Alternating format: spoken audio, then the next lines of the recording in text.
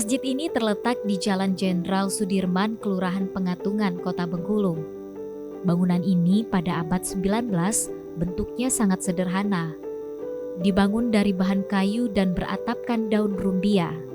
Kemudian direhab menjadi masjid yang lebih luas dan kokoh. Sebenarnya cagar budaya itu memang boleh dimanfaatkan untuk kepentingan sosial, agama maupun kepentingan wisata. Jadi kalau kepentingan keagamaan misalnya ada masjid yang di cagar budaya kayak di Jami ini untuk kepentingan keagamaan monggo silakan. Sekaligus juga untuk kepentingan pariwisata ya monggo silakan diatur, dikemas sedemikian rupa sehingga punya unsur-unsur kepariwisataan, unsur-unsur keagamaan dan juga untuk unsur-unsur sosial. Masjid Jami Bengkulu salah satu masjid bersejarah, merupakan hasil karya arsitektur Insinyur Soekarno selama masa pengasingan di Bengkulu, bercorak arsitektur Jawa dan Sumatera. Masjid Jami Bengkulu merupakan bangunan masjid dengan konstruksi permanen, terdiri atas 3 bagian yang saling menyatu, yakni bangunan inti, bangunan serambi, dan bangunan tempat wudhu. Nah sekarang yang menjadi persoalan adalah bagaimana menumbuh kembangkan, meningkatkan kesadaran masyarakat akan warisan budaya, warisan sejarah, terutama di Kota Bengkulu.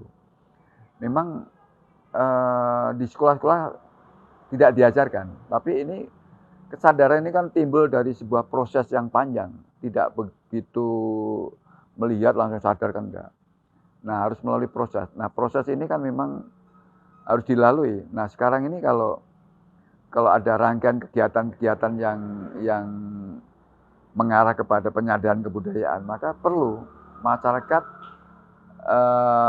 mungkin di lingkup kelurahan ya ada tokoh-tokoh masyarakat yang kemudian memiliki kesadaran, mengajak bersama, belajar bersama. Kalau orang luar yang ingin datang ke Bengkulu itu kan sebetulnya bisa terbaca. Orang mau wisata tujuannya apa? Ingin tahu dan ingin menikmati. Nah makanya masyarakat sekitar itu memang harus paham betul, harus mengetahui. Jangan sampai sejarah tentang Benteng, tentang Bung Karno ini masyarakat yang pemilik kebudayaan itu tidak tahu. Makanya sebelum nanti berkembang, jangan sampai orang luar nanti malah yang menerangkan, yang menjadi narasi, menjadi narator akan warisan sejarah. Cagar budaya menjadi saksi bisu sejarah masa lalu. Keberadaannya sebagai warisan leluhur dan memiliki nilai penting bagi Kota Bengkulu harus kita jaga dan rawat agar tidak hilang di telan zaman.